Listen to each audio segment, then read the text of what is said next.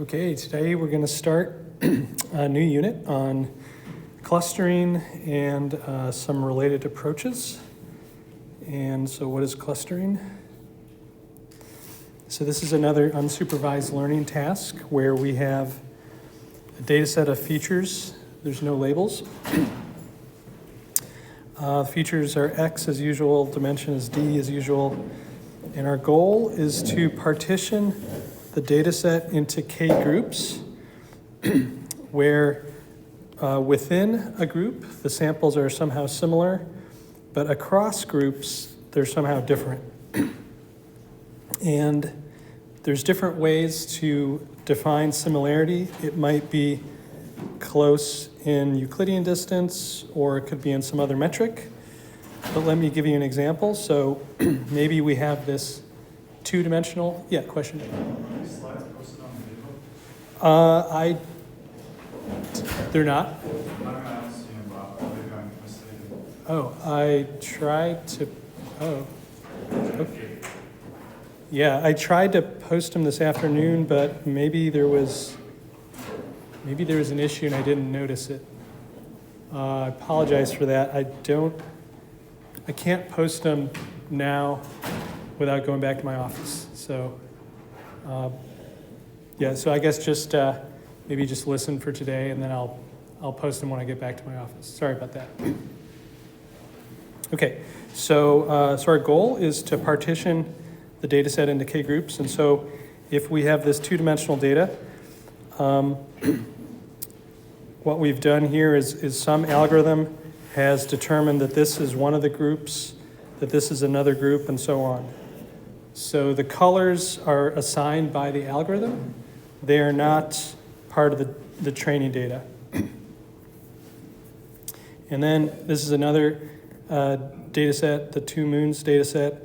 And here an algorithm has decided that these samples are in one cluster, these samples are in another cluster, and that there's a few samples that it doesn't know how to cluster. And so it sort of reports like, I don't know for those samples. So that's another option that some clustering algorithms might have. Okay, so that's the basic idea behind clustering. These are just two-dimensional examples, but you can do this with any sort of feature data. Is the basic idea pretty clear?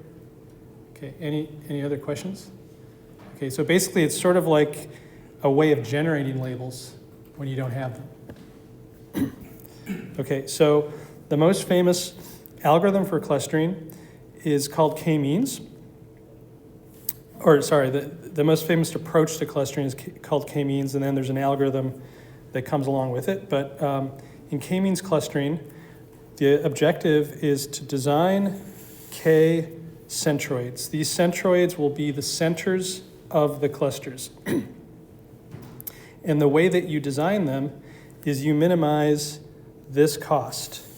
It's an RSS cost, but what's interesting about it is that for each sample xi, this minimization finds the cluster center that's closest to xi, and only that center is used to compute the RSS. So previously, we didn't have a thing like this. Oops. We didn't have a minimization in our RSS cost. So now that's what's new. So it's sort of a complicated thing because, in advance, you don't know what the centroids are. So this minimization is sort of computed on the fly for every xi. So assuming you can solve this problem and you can compute these clusters, then the kth cluster would be the samples in your data set closest to the kth centroid. And so you could have, you could define a cluster label, which is an integer between 1 and k that you attribute to xi, which is basically just the k that minimizes this. So it just figures out which cluster CK is closest to XI. So that's the cluster label. And if you think about what happens in terms of decision regions, here's an example. So these are the cluster centers that were computed by minimizing that cost. And then these boundaries here, this boundary would show you like all the samples that are closer to this center than to this center, right? But then because of this center down here, we have this other boundary here, and so on. So basically, at the end of the day, these things are called Voronoi cells, and this is all possible features that would be closest to this centroid. Okay, so you basically get this tessellation, these straight lines defined by the bisectors of all these centers. So those are the decision regions. So this is maybe for the training data set, but if you had a test sample over here, you would know that it sits inside that decision region, and so it would be labeled according to this cluster.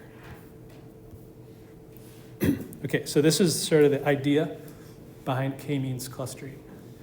Is that idea pretty clear? Yes. So is that reason for the Voronoi cells, or what is that? I didn't quite understand what the meaning of Voronoi cells. Voronoi cells, yeah, this is just, people may have heard of this in other courses. It's basically just describing the notion of these cells. The cells are basically just like the set of points closest to this, the set of points closest to this, and so on. That's just how Voronoi cells are constructed. Okay. Any other questions? Okay, so it turns out that this cost is non-convex, and it's impossible to perfectly minimize it. So any algorithms that try to do this are just going to give some sort of approximations. In any case, it's still very popular. It's still the most popular way to do it. And the most popular algorithm to try to minimize that cost is called Lloyd's algorithm. And it's super simple. It just iterates 2 steps. And it starts with some maybe very bad initialization of the centroids. And the steps are as follows. For each cluster index k, you compute the sample mean of the features that are within the kth Voronoi cell, and then you set the new centroid at those sample means. So let's take a look at how this goes. So here's our data set. We're given this data. It's unlabeled, and these are the initializations of 2 centroids that are, as you can see, pretty bad initializations, but that's fine. And there's going to be sort of a blue cluster and a red cluster. So the first step is to say what are the Voronoi cells according to this current assignment of clusters. And so you would come up with this line that bisects those 2. And so then everything on this side of the line would be the red cluster, and everything on this side would be the blue cluster. So that's basically step 1. Or maybe step 1 is to go one thing further and to basically look at, for the red data here, what is the sample mean. So the sample mean for the red data is right here, this x, and the sample mean for the blue data is where that x is. And now that we have those sample means, those become the new clusters, and we repeat. So now with those 2 new clusters, we come up with these Voronoi cells. There's just 2 of them. And we compute the new sample means, which are, let's see, I'm trying to see how this was constructed. Once we compute the new sample means, they're these 2 points. And then new Voronoi cells, new sample means, and so on. And we repeat this until nothing changes. So this algorithm can terminate after a finite number of steps because things are not changing enough to move any samples across the decision boundary, and then you would just get the same sample means, and the algorithm would never change. So that's what eventually happens after, like, I don't know, 8 steps or something here. And then these are the final centroids and clusterings that are estimated by this Lloyd's algorithm. Okay, so basically just iterating these 2 steps here. So is that idea pretty clear? Yeah. So initially after selecting those 2 points, Mhm. so are we just going through each of these data samples and assigning them to the cluster A or cluster B based on the distance between each sample and the selected centroid? Exactly. That's what this says to do, right? Yeah. It's like for each sample, you look at all the centroids and you figure out which is the closest one. Yeah. And then that one, that is the cost you use in the overall objective. Yeah.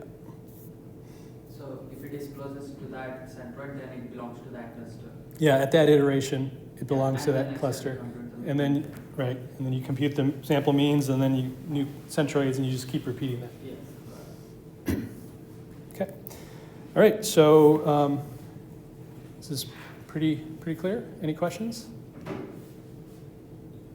Okay. So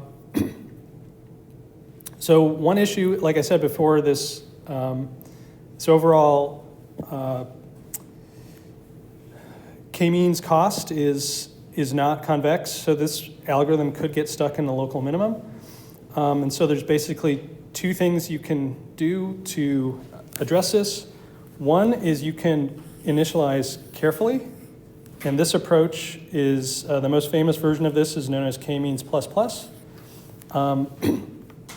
And this, that's one thing you can do.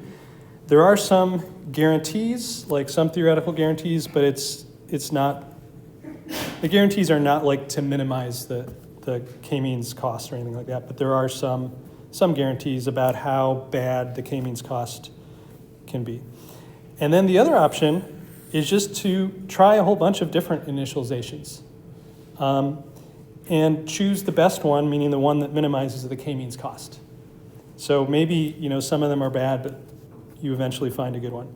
And in fact, the k-means plus is even random, and so you can just try a bunch of these k-means plus initializations, and so that's a pretty effective approach. Of course, it takes longer to compute it, but those are the main things that people do in practice. Okay, so that's k-means. Any questions? Okay, is it making sense? Okay. All right, so let's apply this to a problem of document clustering. So let's say we're given a big collection of documents, but we don't really know how these documents are ordered, and that's our objective. So what we can do is we can cluster them. And that means we want to group those documents into similar categories. So, maybe at the end of the day, we find that one set of documents is about sports, one set is about philosophy, one set is about math. Whatever clusters we get, that's just the goal of the algorithm to do that clustering. And for our demo, we're going to use some data from Usenet newsgroup articles. Usenet was an online discussion forum started in the 1970s and peaked in the 1990s, so this is like very early internet. And the nice thing about these documents is that they're relatively short, and they also come with ground truth category labels, which we can use to check the performance of clustering. So in particular, we're going to be using this 20 newsgroups dataset, which has data from 20 of those Usenet categories, and there's about 1,000 documents per category, and these are the 20 categories in that data set. You can see there's a bunch of stuff having to do with computers, there's a bunch of recreational things, some politics, some science, some religion, philosophy, and then like for sale. And so for our demo, we're just gonna load 4 of these 20 categories, which are gonna be alt-atheism, computer graphics, sci.space, and talk religion miscellaneous. And that's going to give us 3,400 samples total. And we're going to download the posts from these categories. And of course, when we do our clustering, we are going to ignore the knowledge of where the post came from. But then after we're done clustering, we can see if our clusters actually clustered things according to these categories. And that will be a way to tell whether things are clustered successfully or not. Okay. So that's the data set. And so what we have, here's an example of one of these posts. It looks sort of like an email, sort of. It's somebody has a graphics card and they're having trouble with it and so on. And so basically we have data, which is like an array of strings of this stuff. We have the class labels, which are the categories of the posts. And we have, those are just integers, and then we have the titles of the category, which are strings. Okay, so we now need to figure out how to deal with this text data. And this is one way to do it. This is not how it's done with modern day large language models, but this is an older technique that was extremely common and might still be used today for some purposes, I'm not sure, but it's called the bag of words model. And so in a bag of words model, what you do first is you look through all your documents and you make a list of all the terms. You can think of this as like a dictionary. And so in this very simple example, we have two documents, which are these two things. And so we can make a list of all these words. And then what we're going to do is, so here's our term list. Now we're going to leave out very common words like the, and those are called the stop words. So here's our stop word list. So anytime we come up with one of these words, we don't include it in our dictionary. So our dictionary now looks like this list of words, or they're called terms instead of words. And the way that we represent our documents is just a list of counts of how many times that word showed up in that document. So this is a sort of a very simple example where all the words show up either 0 times in a document or 1 time in a document, but more generally, maybe a word can show up multiple times in a document. Okay, so finally, the way that we code our documents then is really just these values. So document 1 would be that list of numbers, document 2 would be that list of numbers, and that would be the data that we use for, or the features that we use, the numerical features that we use. That's sort of the simplest form of the bag of words model. All right. So what do you think maybe, what are we missing with this model? What information have we thrown away? Order. Yeah, the order. So all we really know is that a given document includes these words, but doesn't tell us how the words were ordered. So we're definitely losing information, but maybe for document clustering, maybe this is enough. Maybe it's just enough to know which words are used in which documents. I don't have to know about sentence structure and all that. Okay, so any questions, or is this sort of making sense, the bag of words?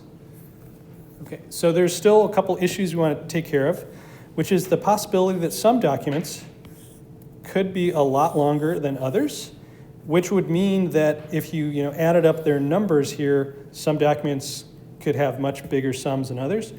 And also, some terms are much more common than other terms. So, if you added things up this way, you would see that some of these rows are much bigger than other rows, and that can cause some problems with the representation.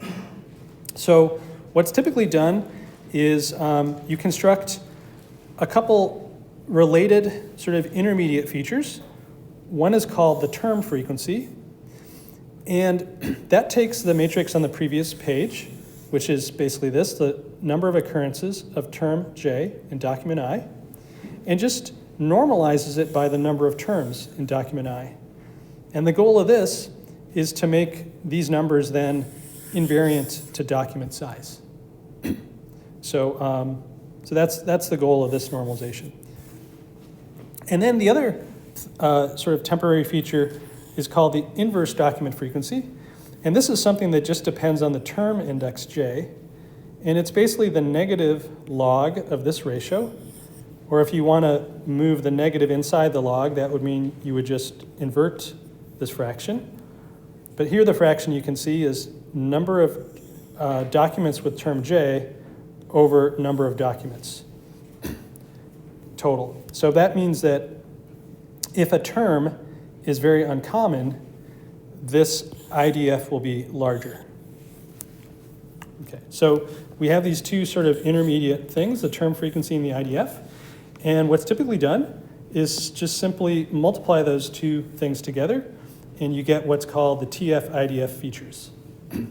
And these are, or at least 10 years ago, these were super common, used in 83% of text recommender systems. So now just, if you look at some of the other literature, you might notice that this matrix I've defined here is transposed. But the reason I'm defining the matrix this way is that that's how we've defined it basically all semester, where the data is going down the rows. And in this case, the data would be the documents. Every row has a different document in the X matrix. And this is called the term document matrix, at least when you transpose it, it sort of makes sense because you have term document. Okay, so these are the features we're going to use for clustering. Sort of like bag of words with some improvements to work better. All right, any questions? Okay, so let's talk a little bit more about this matrix. So this term document is basically a score of document I in term J. And so one possible application, once you've created this matrix, would be document retrieval, where basically you supply a term and you ask which documents are most related to that term, right? That should be very familiar to you because that's what you do when you use a search engine. You type in a term and then it says, here's all these websites that are similar, that are basically strongly linked to that term. So if you had this term document matrix and you wanted to do this operation, you could simply look at the jth column of the matrix. That's going to give you a list of numbers. And the larger the number, the more likely that that document was associated with the word you queried. So that's, you can see an immediate use to this term document matrix is just document retrieval. But there's even other uses. So if for term J, we basically compute this vector here, which is the jth column of X. If I did that for two different terms, and then I took the inner product between those vectors, that would tell me about the similarity of terms J and J prime. And so that would give me a sense for whether those two terms have a similar meaning or very different meanings. And we're basically inferring that based on which documents they show up in. Okay, so that's called semantic analysis. That's another thing we could do with this matrix. And then finally, what we're going to do with this matrix in this unit is we're going to do document clustering, which is yet another example. Okay, all right. Any questions on so far? Okay, so there's a couple issues or special properties of this matrix. The first thing about it is that this matrix can be very huge. So just remember that the dimensions of this matrix, n by d, would be the number of documents in the corpus and the number of terms in the vocabulary. So even with our super small Usenet demo where we have like 4 different categories and roughly 4,000 documents, we have 38,000 different terms. So if we looked more broadly, we'd have a lot more terms, and you can imagine we only have, like I said, 4,000 or so documents, but if you are talking about how many web pages there are, I don't know if that's in the trillions or something, right? It's just massive. So this matrix of number of documents times number of terms can be absolutely huge. So one of the nice things about this matrix, however, is that it tends to be sparse, meaning most of the elements inside it equal 0. And that's because most documents don't have every term in them. So you just get a 0 in the TF-IDF feature if a given term is not in the document. And so when you want to store or process this matrix, you actually want to represent it as a sparse matrix. And when you do that, rather than having like a memory, some registers allocated for every element in the matrix, you make a list of the different locations in the matrix that are non-zero, and then you only store the values for those elements. So that's what sparse matrices are. You can find them in many languages. So that's one property of X that we can leverage. For clustering, another property we can leverage is X has low rank, which means that when you look at its eigenvalues or maybe singular values, you notice that there's, most of them are 0. And then another property is that the values can never be negative. So we'll use these two later for clustering algorithms. They're going to be different than k-means. Okay, so those are some properties of this matrix. And so how do we do this in Python? It's pretty straightforward because scikit-learn gives us this TF-IDF vectorizer method where we can just give it, we tell it basically what the stop words are. We'll just say use the stop words from the English language. And then we give it our data set, which is like an array of strings. And we just do fit transform, and it computes that matrix of TF-IDF features. And when we print the dimensions of it, we find we have the expected number of documents and the expected number of terms. And so now that we have this matrix, we can just straightforwardly run k-means on this matrix to cluster documents. All right, any questions? All right, so let's take a look inside this matrix we computed.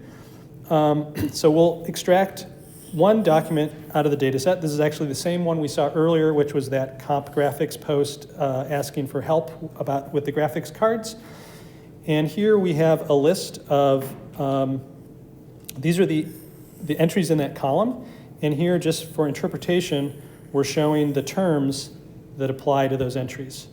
So the first thing to notice is that there's this many values that are non-zero, and then out of most of the 38,000, most of them are 0.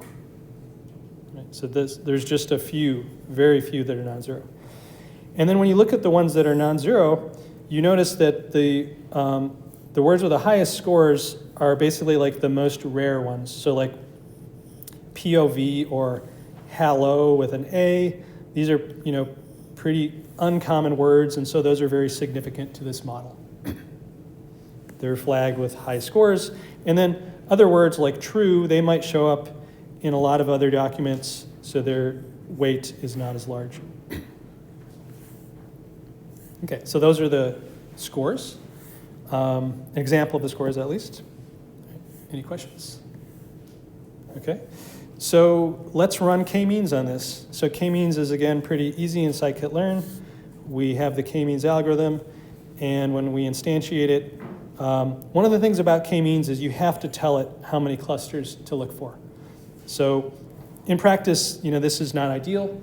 And there are sort of outer loop methods that you can use to try to infer the number of clusters from k-means. But basically, the simplest version, you have to tell it how many clusters. And so we're just going to give it the true k, which is 4 in this case. We're going to use the k-means plus initialization. And we're going to stop it at 100 iterations if it does not stop before then on its own. And then we do k-means fit, and it prints out, because verbose is true, it prints out the progress that's making across the initializations. And then basically after iteration 21, it stops because nothing changed. Okay, so let's look at the results. Okay, so what exactly did we compute with k-means, right? We computed a cluster. So it's a vector, but what kind of what is it exactly? So basically, this centroid we computed is just like a vector of TF-IDF scores, right?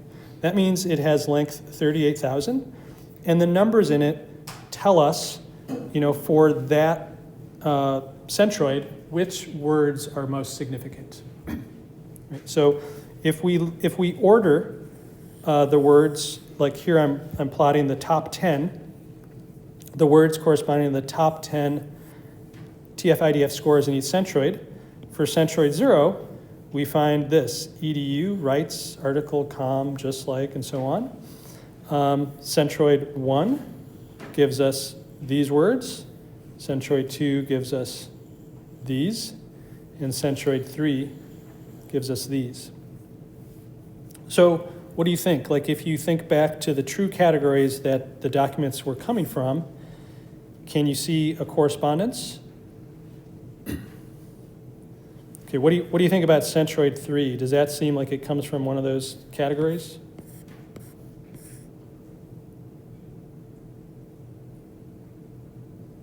What would you guess? Which category?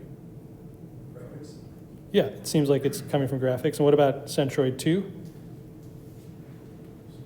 Size space, right?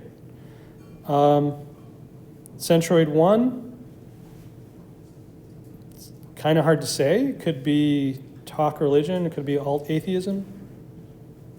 What about centroid 0? Does that have any structure? Hard to see it. Okay, so it seems like the categorization is not perfect. It's also hard to see things just by looking through lists of words. So what we could do is we could compute a confusion matrix, where we basically, along one dimension, we have the clusters, and along the other dimension, we have the true labels, the categories that things came from. And we normalized this to have unit summing to 1 across the columns. But if it was not normalized, then what you would see here, you would see like the counts of posts that were in alt atheism that were also in cluster 3. So there would just be the counts of every combination of those two things, and then we normalize them to sum to 1. And that way, when I look at cluster 3, I basically can see a PMF. And for example, if we look at cluster 3 here, we see that 97% of the words in that cluster are coming from comp graphics, and a very small percentage are coming from other categories. So it seems like we've really done a very good job here of finding the comp graphics cluster, or the comp graphics documents. Same thing here for cluster 2. That really seems to be size space. 99% of the documents in this cluster come from size space. Cluster 1, it seems like it's done a good job of leaving out comp graphics and size space, but somehow it is mixing things from those two categories. And maybe that's okay, because maybe those categories, the true labels are maybe quite mixed, and it's not really clear that a clustering algorithm should perfectly separate those. But cluster 0, you can see, is pretty much spread almost uniformly 0.25 in every entry. So it's really kind of doing nothing. It's just like covering the entire data set. So basically, k-means seems to have clustered into these 3 things, and then one of them is not really very good. Okay, so that's what happened with k-means, and then we can even take a look. Even though this one was clustered very well, we can take a look at an example of an error to see what happened. And so this is an entry that was categorized as comp graphics, but actually coming from alt atheism. And if you look closely at the post, you can see that it's using words like red and color, and those things are very common words from comp graphics with graphics cards and so on. So it's not really surprising that this particular post was classified as basically in cluster, in the last cluster. Okay, so sort of makes sense. All right, so that kind of covers our application of k-means to document clustering. Are there any questions? Anything so far? Okay, so we can also use PCA for document clustering, or we can try to. So what we would do with PCA, sort of thinking from the SVD perspective, we have this matrix where we have, it's our term document matrix, so the number of rows, the number of documents, number of columns is the number of terms. And what we can do is we can essentially force this or approximate it by a matrix of this form, where I have an R by R matrix here by using PCA with rank R. Right? So in PCA, I basically look for, the way I do it is I take X, I do an SVD, and then I just truncate my SVD according to the R largest singular values. And we also know that that corresponds to the R largest eigenvalues. So this would be how we would do it, and we would know if we're doing this with a PCA or equivalently the SVD, that each of these elements would be orthogonal and normalized to 1. Each of these would be orthogonal to the others and normalized to 1. And then these, I just have some scaling factors along the diagonal here that tell me how to normalize like this outer product. The first one tells me how to normalize that. Okay, so the cool thing is if you do this, you are sort of implicitly forcing this structure to have like a topic. You're sort of forcing it to learn a representation in some subspace of dimension R, which is sort of like implicitly you're forcing this to be described by R topics. So this matrix sort of tells you how, gives you a basis for across documents, how the documents would map to the topics. And this matrix is sort of across terms, how the terms would map to those topics. And so by running PCA with, in this case, R equals 4, we could then look at what comes out and do clustering in the same way. Okay, so we'll do this in a moment. So that's one approach. Any questions about kind of what we're doing there? Or how it's working?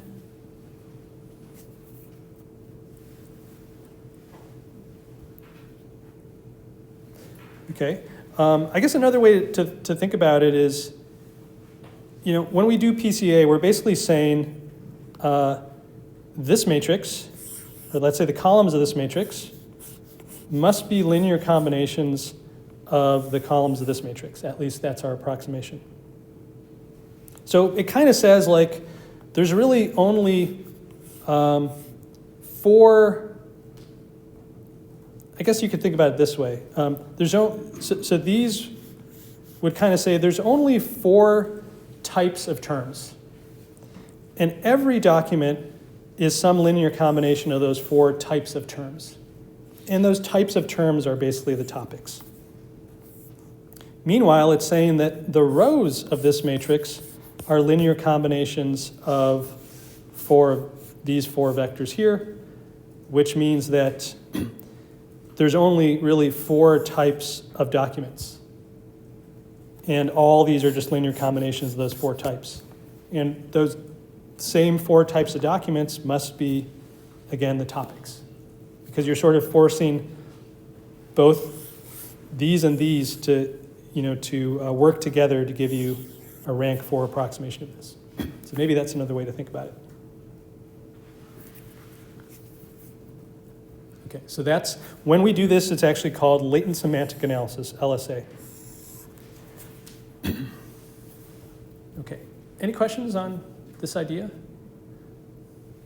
Okay, so one thing that's maybe a little bit weird about this if you think about it, is that remember that the U and the V matrices contain elements that can be positive or negative.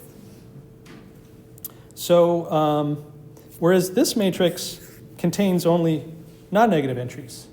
So when you do this approximation, you're actually like getting an approximation of X that is bound to have a bunch of negative values.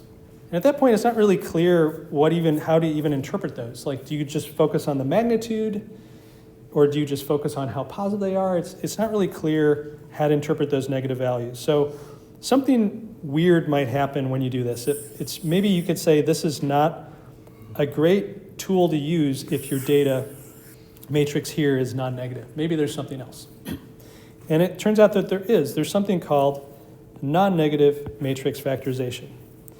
And NMF is almost identical to PCA. It minimizes RSS, it does a low rank factorization, but the difference is that it factors X into two non-negative matrices. So these are the two non-negative matrices that it comes up with, and that's basically its constraint. It's identical to PCA except for the non-negativity constraint. Now, algorithmically, it's quite different. You can't use SVD and stuff anymore. You have to do it some other way.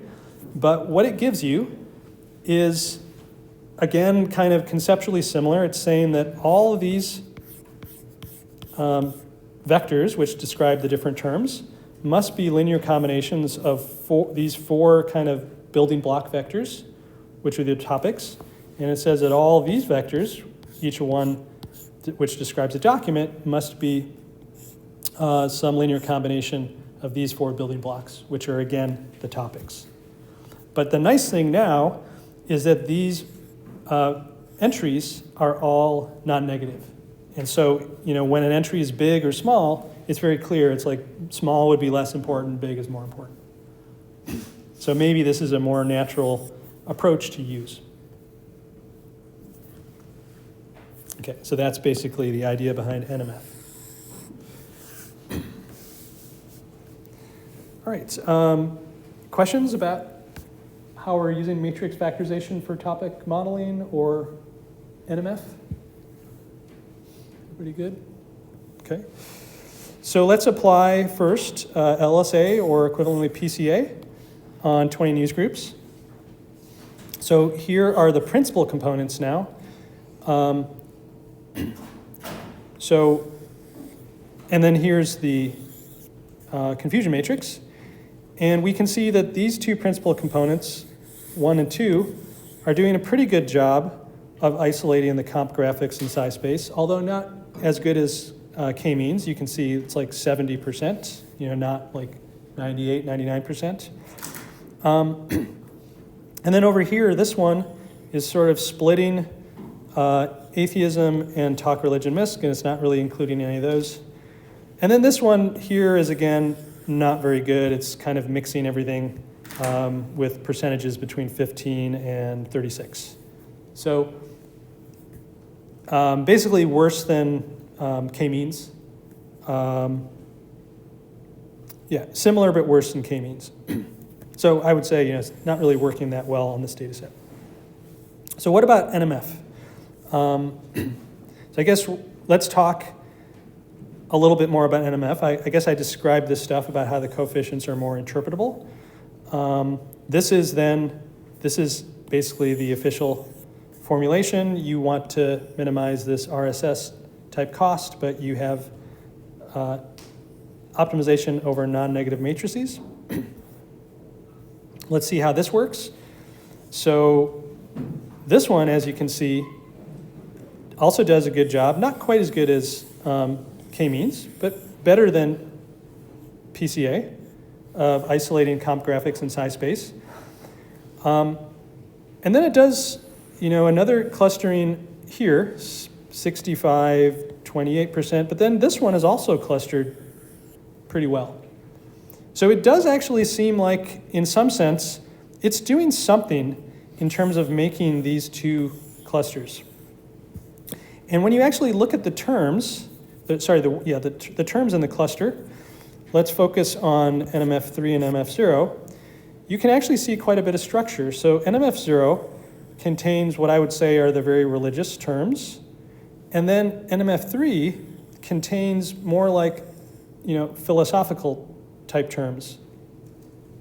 So I think even though it's not agreeing with the ground truth categories, I actually think it's doing a valid clustering where it's filtered out the religious, it's clustered the religious versus the morality terms.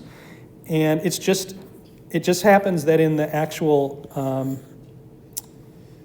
news groups that those things were mixed. So I think it's actually, maybe you could say it's working better than k-means. Okay, so did you provide them with like a list of terms to search for? Or so remember, everything is according to the term document matrix. So we start with this bag of words model. So we just have, all these documents have a bunch of words. Right? And we don't tell these clustering algorithms anything about where they came from. They just get a whole bunch of documents. Then we need to make numerical features out of those words. So we make a list of all the words in all the documents. And then we count how many times did each word end up in the first document? How many times did it end up in the second? That's where we get our bag of words features. And we do some normalization about document size, word frequency, and we get our TF-IDF features. And that's the matrix X that we actually, we either do k-means or we do matrix factorization with it. And so it's not known anything about where the words came from. But it's able to find these patterns such that it's done a pretty good job of figuring out, that there's this cluster of documents with graphics, a cluster with space, a cluster with religion, and a cluster with philosophy type terms. Okay, so any questions on this? All right, so let's talk a little bit more about the difference between NMF and PCA. And let's come back to the face example. So this is a different face data set, but these are, again, eigenfaces. So here we have the mean face in this data set, and each one of these is going to be one of the eigenfaces. And remember that these eigenfaces have positive and negative values. So in these figures, positive is black, negative is red, and white is 0. So this is, these are the different eigenfaces. And you can see that the eigenfaces, they look kind of weird, but they have a mixture of, positive and negative values, every one of them. And then to construct a given face, basically you take these scalar weights and you multiply, you basically just do a weighted sum of the eigenfaces. So you take like a big weight times the mean vector plus a small positive weight times this, and so on, a large negative weight times this, and so on, and you eventually get your face approximation. So that's how PCA is working with these eigenfaces to approximate an image. So we saw that last time. Now with NMF, these are the equivalent of the eigenfaces, but they're no longer eigenfaces. And then these are the equivalent of the weights. But what you notice immediately is that these are all non-negative. So there's no red, there's no negative values. And it's actually very interesting when you look at the different components of the faces, you actually see structures that you would find in faces. You find like eyebrows, like eyes, nose, mouth, and so on, maybe shading to one side of a nose, shading above a nose, below a nose, and so on. And so it's basically, NMF is coming up with a very different way to decompose an image. So this is called a parts-based representation, whereas PCA is basically coming up with these orthonormal eigenfaces. Each one of these guys is orthogonal to all the other ones. So that's interesting, but that might not be important in a given application. Okay, so NMF has this advantage in some applications that really just gives you a bunch of atoms which you add up with non-negative weights, whereas PCA gives you a bunch of positive and negative atoms which you again add up but with positive and negative weights. So it's just sort of a different thing, related but different. Okay. Any questions on the parts-based stuff? Okay, and then finally, just computationally, we can kind of make a list of some of the differences between NMF and PCA. Both of them are low-rank approximations. NMF is designed for non-negative x, whereas PCA can be applied to any x.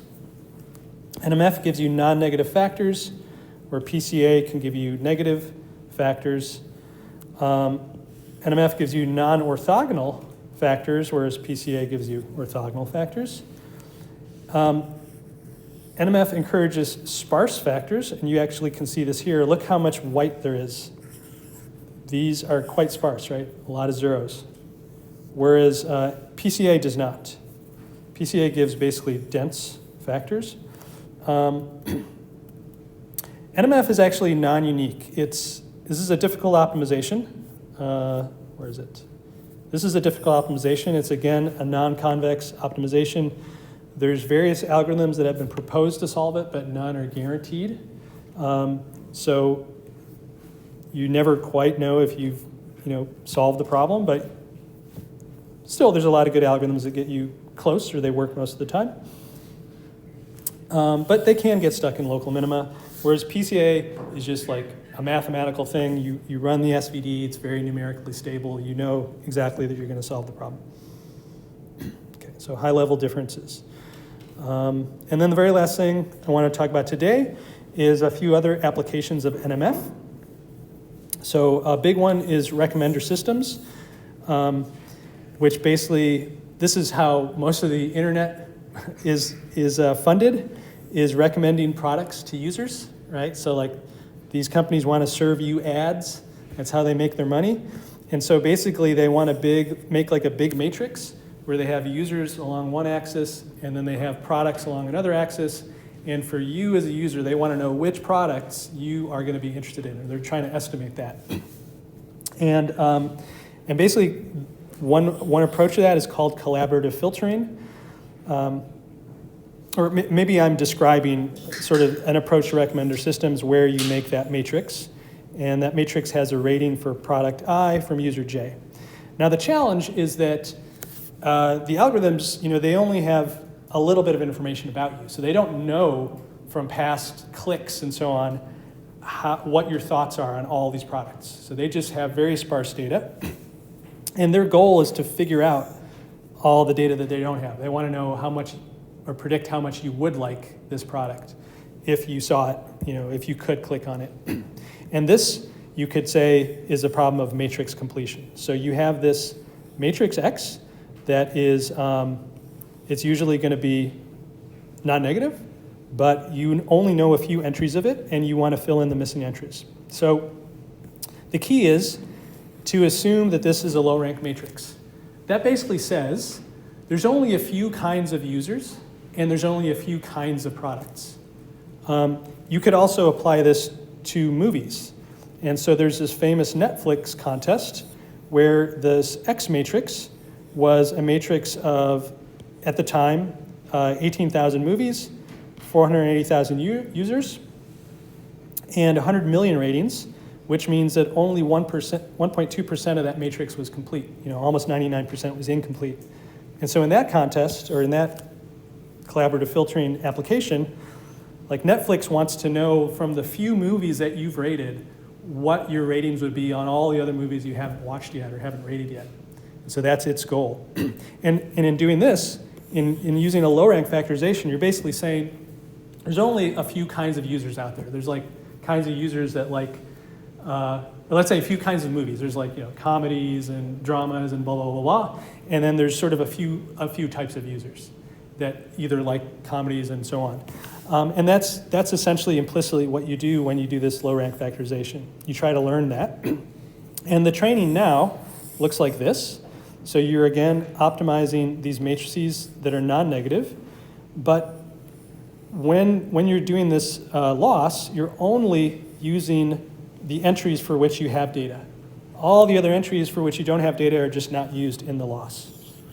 Okay, so this was, back in the day, it was sort of a famous problem, famous contest. Netflix gave $1 million to the winner. And the top methods were all based on NMF. They had a few other tweaks, a few other things in there too, but like they were kind of using this basic idea. So Netflix gave $1 million to the winner, and then they keep that algorithm? Is that what they did? I think they were, yeah, you could ask the motivation, like they were probably interested in spurring research in a problem that was really important to them. Yeah. So, I mean, I think like probably what the winner did was publicize and everything. So like, someone else could have used it too. But I think it was just to try to like bring people to this problem and say, hey, as a community, let's spend some time on this. This is like, I want to say back in like 2010, 2011, something like that. So it was a little while ago, but it was, yeah, it definitely like, it sort of made these problems like recognized, like, oh, this is a cool problem that, is cool mathematically, but like it has some real applications. So yeah, and sometimes like just when I explain to people that are not experts, like what is machine learning and how does math get involved? Like this is kind of a nice thing you can explain to just about anyone this Netflix problem and say like this is what we're doing, and then we're using like mathematical tricks like low rank factorization, and it just makes it kind of natural, something people can interpret and appreciate. Okay, so that's all for today. Next time we'll get into some probabilistic models for these clustering tasks, Gaussian mixture models, and we'll talk about expectation maximization as a tool to fit them. But I'll see you guys on Friday for that.